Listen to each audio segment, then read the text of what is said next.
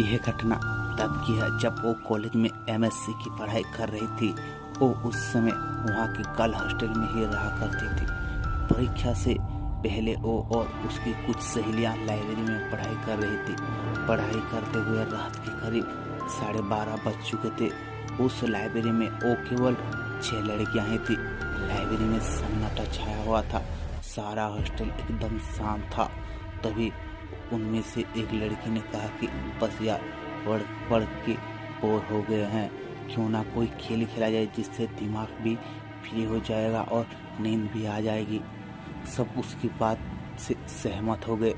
उनमें से एक लड़की जिसका नाम पूजा था बोली कि चलो हम सब किसी आत्मा से बात करते हैं। ये सब कहकर वो अपने अपने कमरे में गई और क्यूजा बोर्ड लेकर आ गई जिस पर A to Z तक अल्फ़ाबेट और 0 से 9 तक नंबर और किनारों पर यस और नो लिखा था। पूजा ने बोर्ड के चारों किनारों पर 4 मोमबत्तियां जलाई और फिर लाइब्रेरी की सारी लाइट बंद कर दी। फिर उनमें से सिक्का बोर्ड के बीच में रख दिया।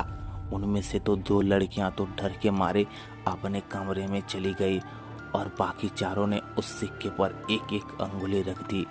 फिर पूजा ने कहा कि कोई डरना मत और यहाँ से उठना मत, वरना आत्मा नाराज हो जाएगी। अब पूजा बोलने लगी, अगर यहाँ पर कोई आत्मा है तो प्लीज हमसे बात करे। लाइब्रेरी में अजीब सा सन्नाटा और अंधेरा छाया हुआ था। अचानक लाइब्रेरी में कहीं से कुछ आवाज आई। उन्होंने सोचा शायद कोई किताब गिरी होगी। उस समय सिक्का हिला और जस्मीन दीदी ने पूछा, क्या यहाँ पर कोई आत्मा है? तभी छत पर लगा बंद पंखा जोर से हिलने लगा। सभी लड़कियां डर गई, लेकिन पूजा ने कहा कि कोई भी लड़की अकेली मत भागना, ऐसा करने से आत्माओं से नुकसान पहुंचा सकती है। उसके बाद पूजा ने ऊपर देखते हुए कहा कि अगर कोई आत्मा है यहाँ तो हमसे बात करे। कुछ देर तक सन्नाटा रहा और अचानक सारी मोमबत्तियां बुझ गई और लाइब्रेरी से कदमों की ठक ठक की आवाज आने लगी। सभी लड़कियां डर के मारे भाग गए, लेकिन और जस्मीन दीदी पीछे रह गई और उनसे दरवाजा नहीं खुल रहा था।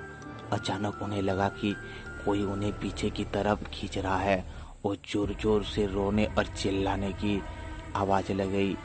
उनकी आवाज सुनकर हॉस्टल की सारी लड़कियां जाग गई और उठकर लाइब्रेरी की तरफ दौड़ी।